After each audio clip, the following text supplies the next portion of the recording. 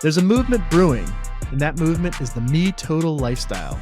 It centers around you keeping your sense of self intact and in gaining clarity of purpose as you age. I'm Carrie. I'm Joe. I'm JM. And we're on a mission to show you how to enjoy friends, fellowship, and life without substance dependence. It's time to discover how you can begin living a Me Total lifestyle. Right here on the FUZZEE'ish podcast. Let's go. Welcome back to the FUZZEE'ish podcast. I'm your boy, Joey Q. As always, we've got JMG, and today we've got a special guest, Rich Cardona. Rich, welcome to the show. What is going on? Good to see you guys. I had to bring my energy levels up a little bit because we're talking to a podcasting pro, a podcasting legend, the one and only Rich Cardona, who's interviewed many a famous celebrity from Gary Vee to a bunch of other dudes and ladies out there. Rich, introduce yourself to the folks and give everybody a quick little 15-second, 30-second spiel about what you got going on at Rich Cardona Media. Yeah, thank you. So we produce right now two of the world's top 10 business podcasts.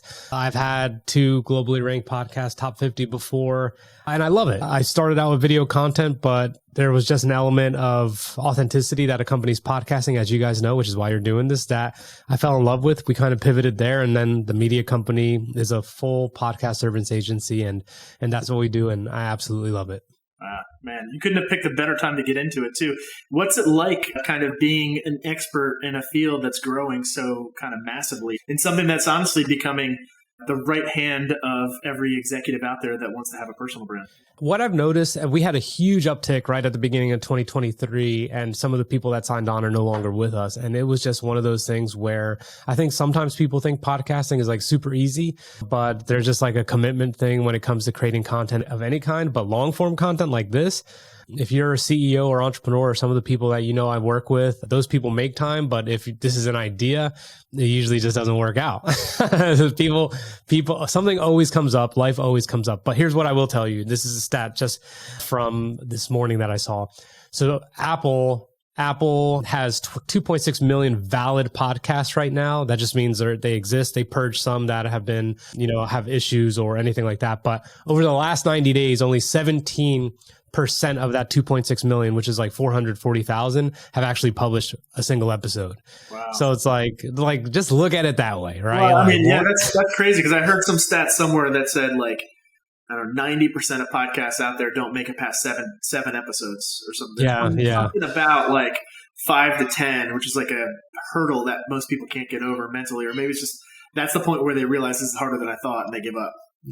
I think that people think it's low hanging fruit. They're like, well, Instagram is so hard and YouTube's so hard. Podcasting is going to be easy. And then the 5 episodes in, they're like, forget it. Yeah. But I'm glad you guys are doing it. If you have the right people doing it for the right reasons, it has a chance for sure. Yeah. Well, if your brain doesn't focus on those little small things.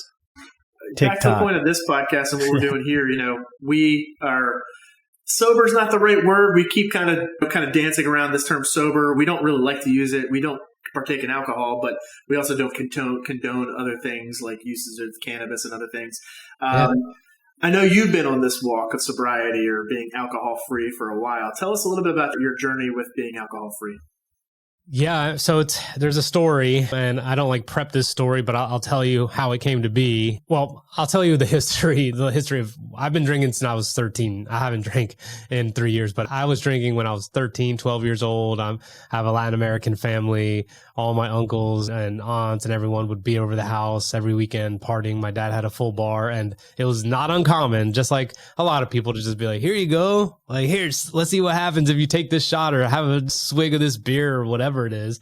So I never thought anything of it. And then when I'd visit family in Colombia, where my dad's from, I was a teenager just getting smashed. And no one cared. It was just like, whatever. So that's kind of how it was. And then I was in the military, and the culture there is just like drink. And I was in aviation. So it's like, you just don't mix those two things, but it was part of the culture. A lot of squadrons have like a ready room, and it has like your mug on there. And on Fridays you drink. I'm like, well, dude, what are we doing right now? But I would do it. And then eventually I started podcasting, and I had a quick stint at Amazon. I quit my job. This guy, Gary Vee, really made me think I should probably do something for myself. And I quit my job and moved in with my in-laws. So I started podcasting, and I went to Austin. And I flew to Austin to do a podcast interview with this author. And Austin is where I had worked at Amazon. And during that time I was at Amazon, I was miserable, dude. I was getting blackout drunk. I mean, I was like warming up before you go out. Like I'm talking like 6 old fashions before I went out and then more, you know, like craziness. And I was not like stingy with my stuff. So that's when I was in Austin, but then I was living with my in-laws. So it's not like I was getting smashed or anything. But when I went back to Austin for that interview, I did the stupidest thing I could possibly do. I met up with old Amazon friends. And guess what they talked about? How fucking shitty Amazon is.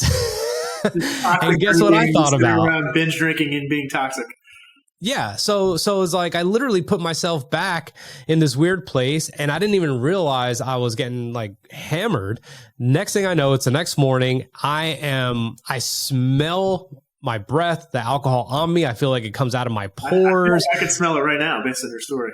Yeah, dude. I mean, like, and I'm like, okay, so I go to this beautiful hotel in Austin. I get there probably an hour and a half early before the guest shows up, and they have a cafe.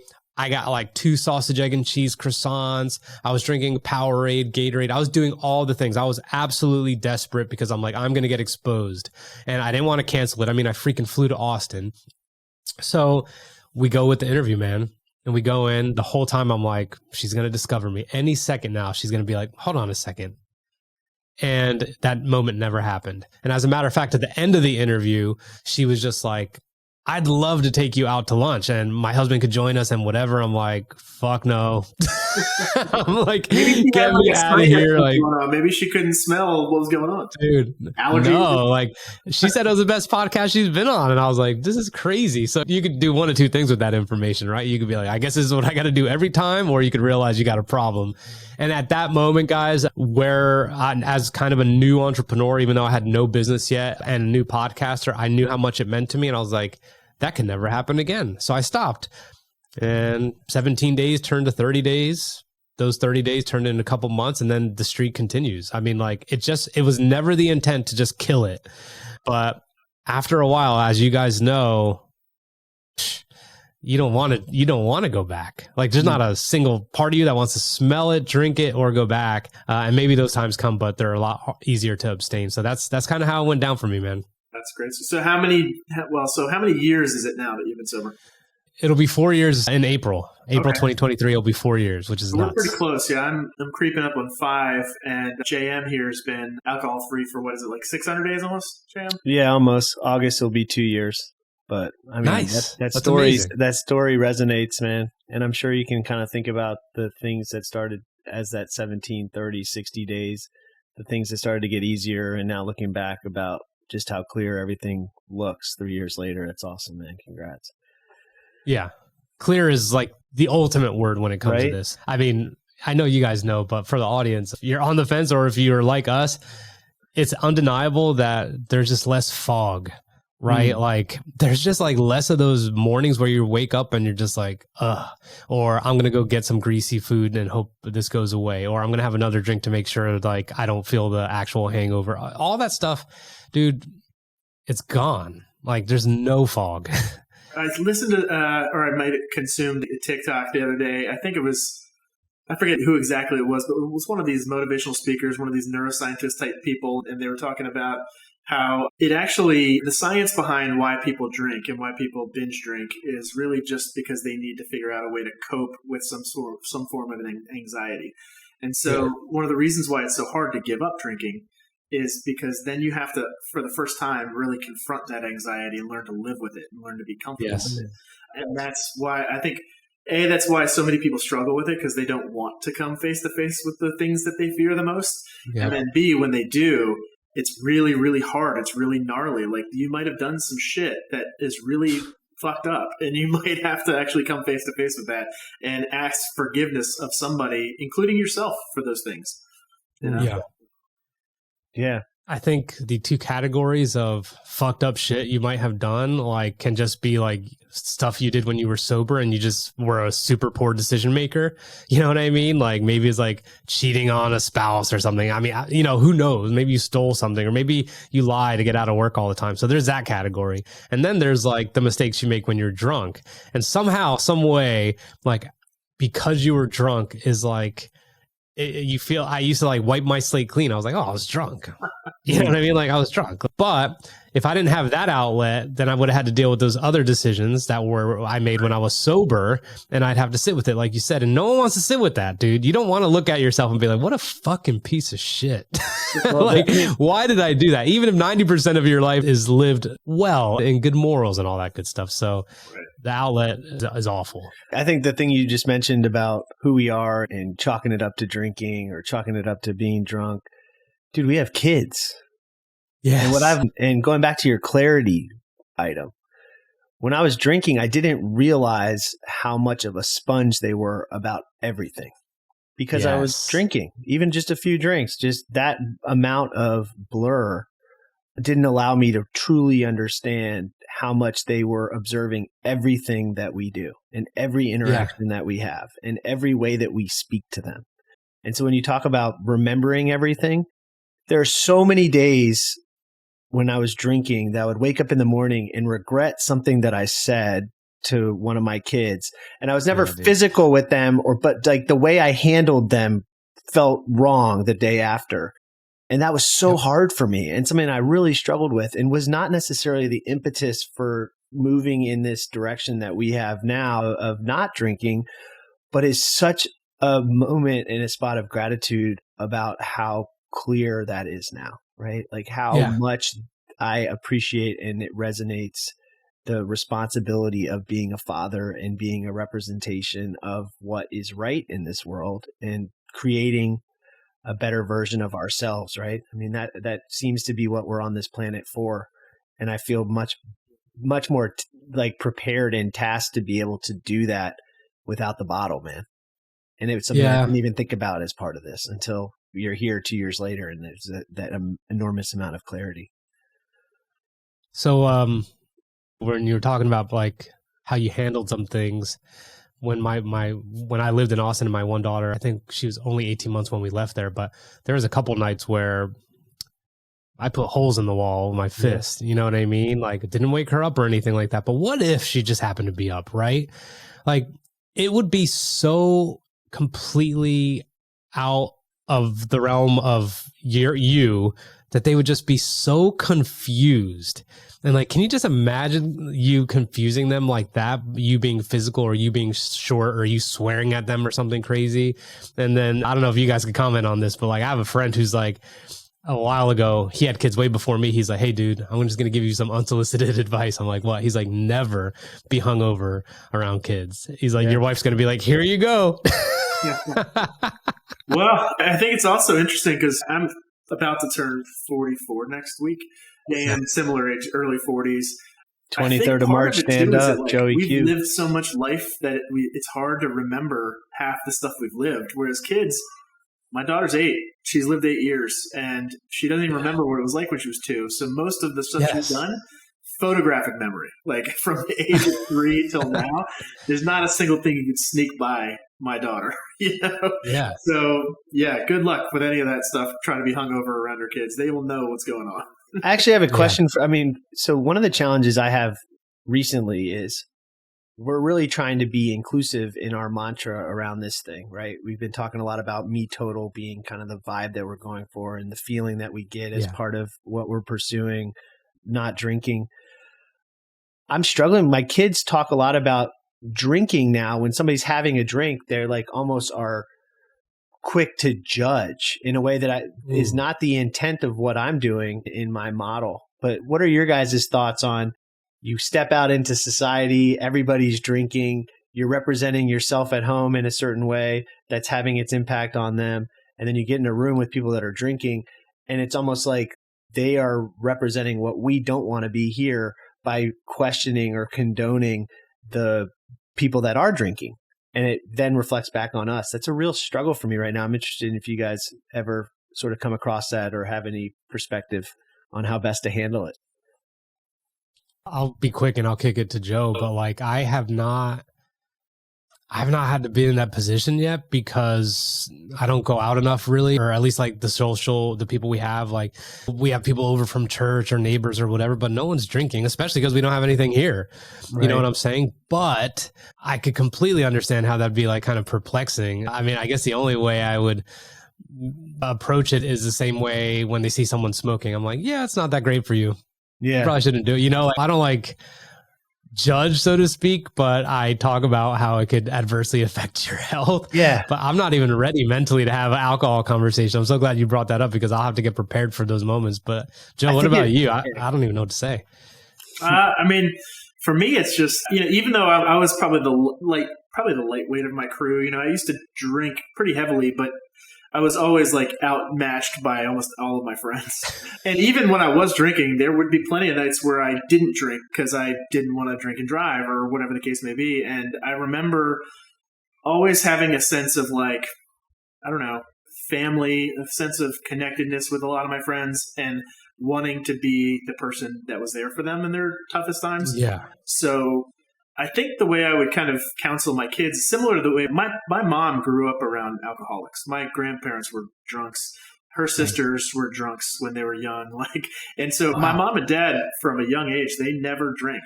Like they never picked up a drink in their entire life because everybody around them was drinking all the time. And so they had to learn how to be the parents to their sisters and brothers like at a young age. And so, but they never really regretted any of that. They never really blamed anybody. They never took out any feelings on their parents or on their sisters and brothers and stuff like that. And I always thought that was very noble and very honorable. And it's like, you know, I don't know. These people are in your life for a reason. Yes, they've got some problems. Hopefully they can overcome those problems. But it's all you can do is love. And all you can do is be there for them. And hopefully it works out. And so that's probably how I would probably consult my kids on it. Because we have friends that drink around us, around our kids, like when we're at holiday parties. And it hasn't become uncomfortable because right now our friend group are all like amazing adults. But maybe one of these days it will be a problem. Yeah, interestingly enough. What's that like for you guys when you're around other people who are drinking? Does anyone ever ask you why not a couple times? Or do you ever feel like, you know what, tonight's the night? Yeah, people ask all the time why I don't drink. And my typical response is I'm actually better off not. To me, it was a health reason why I stopped drinking. It's not because I was like entered into rehab. I didn't crash a car. I didn't kill anybody. I was going to have the gout if I didn't stop drinking. And yeah, I just figured it was not worth it. You know, I don't want to be in pain my whole life. Just it's not worth drinking and getting drunk. I didn't really care about it that much in the first place. But now being around people, I think the interesting thing is the dynamic has kind of shifted because there's so many other options on the market. You don't have to get drunk if you don't want to get drunk. You can always look like you're drinking, but not drink. That's true. So it's not as awkward as it was back in 2018 when I stopped. When I stopped drinking, it was very awkward because there's all that was on the market was like O'Doul's, and that was about it. Now it's commonplace to have a non-alcoholic drink. I don't know. What do you think, JM? Yeah, I mean, the reality in closing the loop on the kid thing, one of the things I've learned is like not to talk about it as much. Like it's really not something that needs to be discussed. And it's like you don't need to self-fulfill for yourself through your kids that you're doing this. And I think as the time goes by, that gets easier. Same thing with other people asking, right? One of the big things for us is that as soon as you say you're sober or don't drink, people are immediately putting you in the 12 steps or that you screwed up your life somehow, some way around alcohol. And for me, it was just, I didn't have a good relationship with it, right? And there was a lot of family history and there's a people still in my life that have challenges with their relationship with alcohol. And I kind of stumbled into it, as we've talked about many times on this show, going into a diet, not being able to stop ice cream and beer at the same time. And then got done with the diet and was like, I need an ice cream. And then I was like, well, maybe I'll keep going with drinking for a little bit. And sort of, Rich, to your point, every month that went by, I felt better. I felt clearer. I felt more sort of absolute in the decision to not drink and just have kept it going. I think that's the answer for most of the people that ask these days is like, it's not a sober thing. It's not even a not drinking thing. It's just the right thing for me personally. And it allows me to live the life that I want to live in the way that I want to live it. And with my heart on my sleeve to some degree, even more than it was before, because it's so clear and the picture doesn't have that fuzziness that we've talked about previously, even today. And it's interesting because now it's not even just when you're not drinking, it's, hey man, something's changed. When you're not even in a drinking environment, and it opens up this opportunity to talk about the path that we're walking down as part of this show and really in our life in a way that's so much more meaningful and so much less about alcohol and more about living this life that feels truly fulfilled and tempered around excellence, or excellence around temperance through temperance. That's a good segue, JM. So, Rich, one of the things that we built this podcast for, aside from just like opening up the kimono and not drinking and stuff like that, was giving people that are just coming into this journey an example, or multiple dozens or hundreds of examples of people that are really successful in life that don't drink, so that we can kind of tear down the stereotype that being sober or being alcohol free is only for designated drivers and stuff like that. So speaking to you and your career and your business, you're a young guy. You're down in North Carolina. You're a young dude. You've got your own business. Where is this headed for Rich Cardona and Rich Cardona Media? Like, what's the empire look like in like 20 years? So I'm starting another podcast here shortly, and I'll plug it here. And it's doesn't even exist yet. So I'm not plugging it, but I just want to share the title. It's Brilliance in the Basics.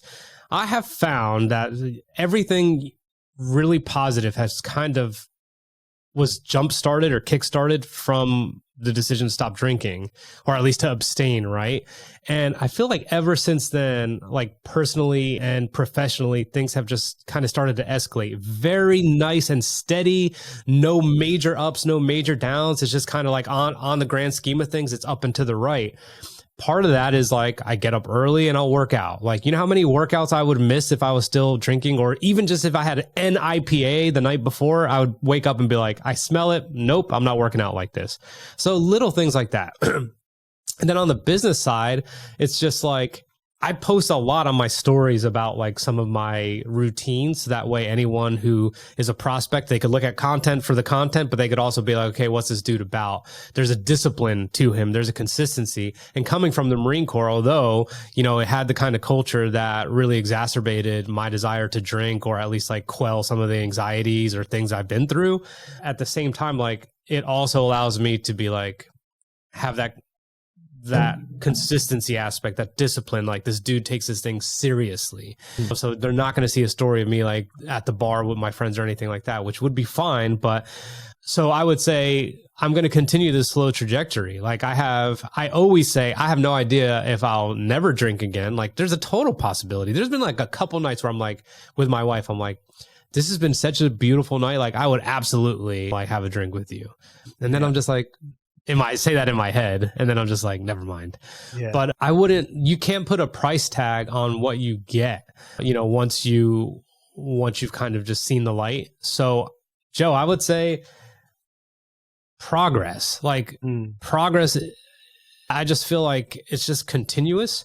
I want to be better in all aspects of my life. And if you know, you kick that domino over, the one we're talking about, I know you guys know, like, you look at other things and you're like, well, if I did that, like I could do this, like I could walk 30 minutes a day, or I could read 10 pages a day, whatever it is that you're trying to make a habit. If you've knocked alcohol out, that's like a big freaking brick. That's a big foundational piece.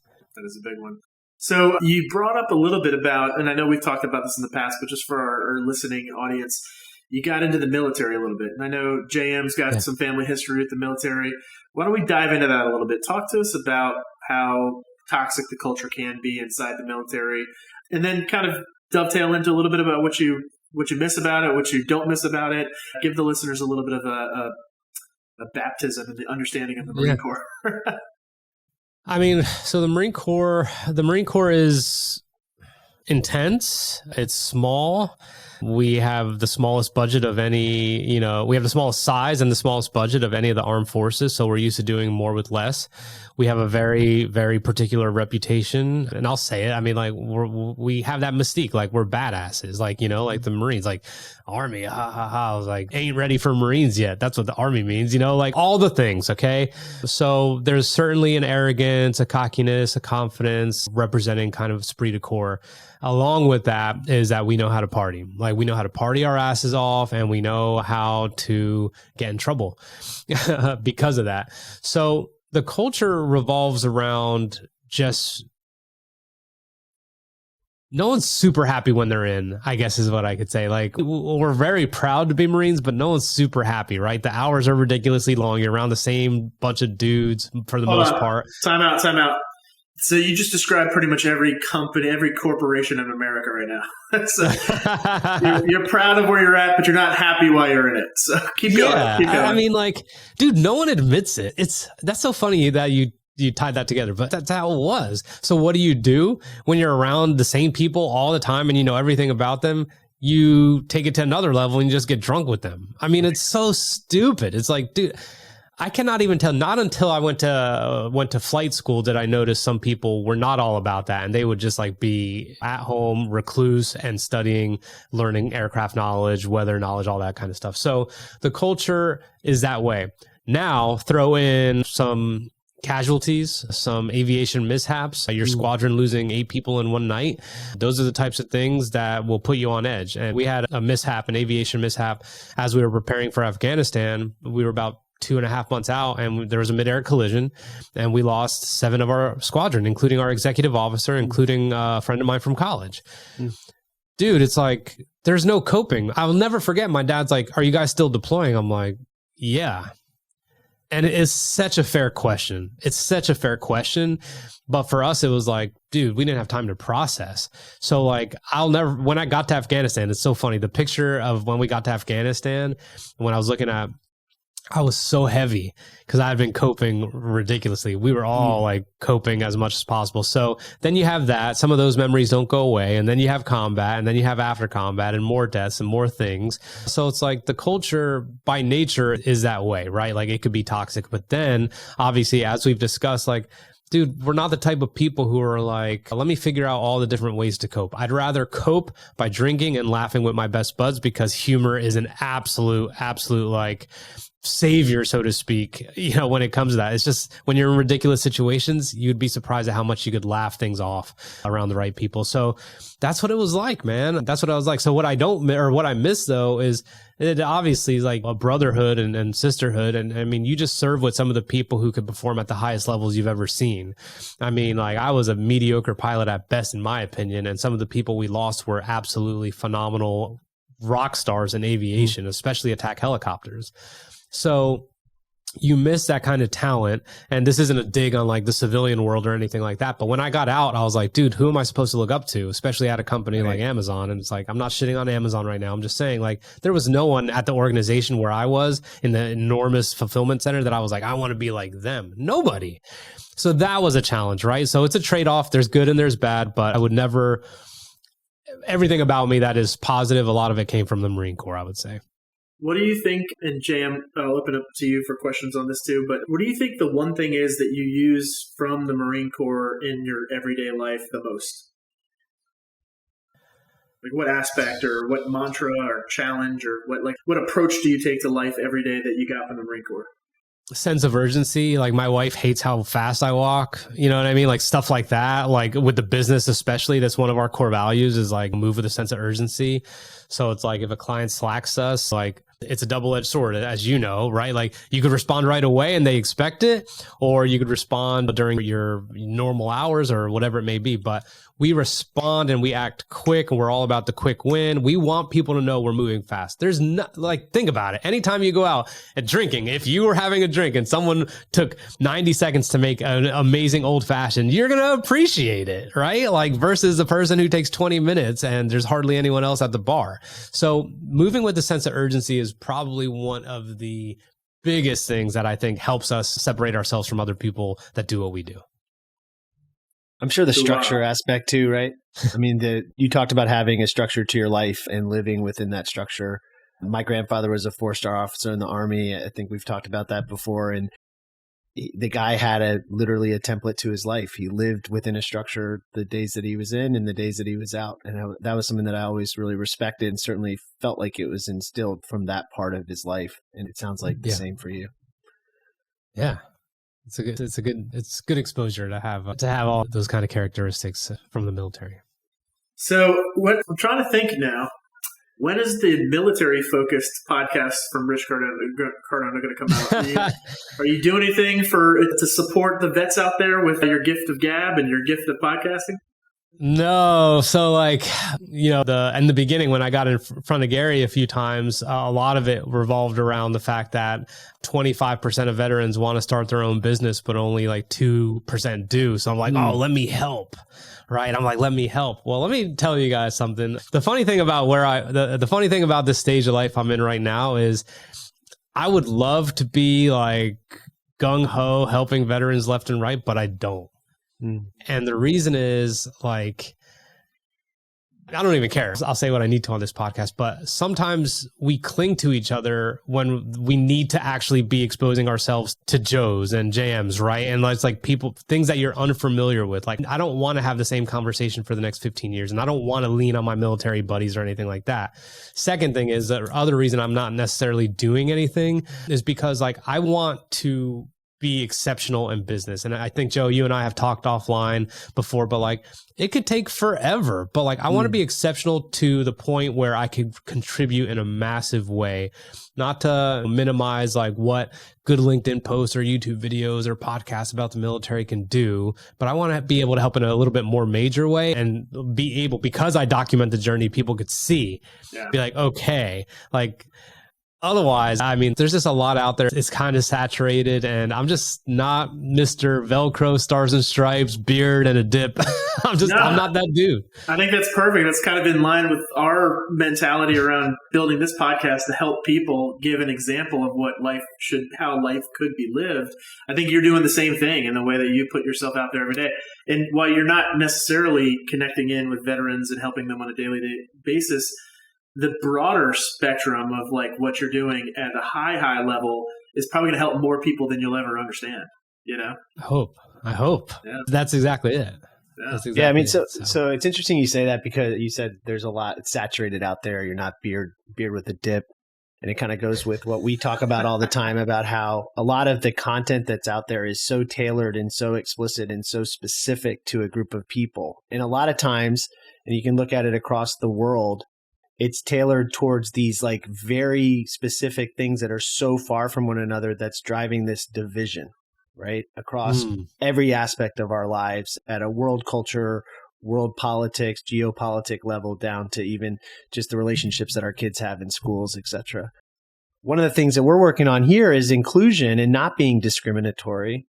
Totally. And so that's not always as easy as taking a really like sort of rabid, loud perspective on something. What are your thoughts on how do we move this world to one where they're cool with being inclusive and are thinking about how to drive some sort of central ground, sort of kindness as the theme versus this disclusion? Because I don't think it's as quick to get to your success. I think it takes longer. No. I think that it's making your journey harder by doing it that way, right? I mean, I was thinking about what Joe said earlier about like how it was in 2018 with an O'Doul's versus now. Like we have seen that there's been enough progress where there's very much an amount of inclusivity that can exist between people who drink, people who don't drink, or people who might be trying to take it down a notch, or people who are ultimately trying to quit. So I think the inclusivity thing, it's almost like in this weird way, guys, it's almost like we have the upper hand. It's like we've already kind of seen the light and we've been able to experience all the good things. And when you experience something like that, that can change your life, you want everyone to know. But all three of us, I'm sure we're not just going into bars and being like, hey, sure about that drink? Like, we're not doing that, right? So how can you be inclusive is just, I think, living a life that sets an example without saying so much, right? Like, this is kind of like something you guys are starting up. It's like, it just needs to make a ripple, right? And then if the ripple goes, then who knows? But I mean, there's all kinds of mocktails out there now, like Joe was talking about. There's so many different options. And I really think that people who drink are not as critical as they used to be. I don't know if you guys agree, but I just don't feel like they're as critical as they used to be about people who don't. And I also think, Joe, you said you get asked a lot, but like, I don't get asked anymore. You know what I mean? It's just like no one ever puts me in a position to have to explain myself, and that probably means I'm like surrounding myself by good people because they want me to win. That shows me they want me to win. If they're like, dude, come on, like it's the draft. Well, I think to clarify that a little bit, I think the nuance there is it's not so much people are asking, because most of the people in my life know I don't drink now. Sure. What happens because the masking is so good, because there's so many options out there, I get asked more often, hey, I thought you quit drinking because I'm drinking something that looks like alcohol. And people are like, I thought, wait, what's that? Were you drinking? You drinking again? Like, nope, this is not a drink. This is an IPA that's got no alcohol in it. It's Athletic Brewing Company or whatever. But yeah. I mean, I think this has a lot to do with what we've been trying to really zone in on here, which is like, here I am, this person who's on the fence or is seeing something destructive or something that I don't like about my drinking. I want to consider potentially scaling it back or maybe stopping altogether, but I don't want to be seen as the square and the guy in the room that has a problem with drinking. When society, whether it's shifting some, which it absolutely is, you're seeing more content around it, you're seeing more data. Society still is not accepting of people that aren't drinking the same as people that do drink and drink a lot sometimes. So creating a community and a comfort place to have that conversation and to make it more. I think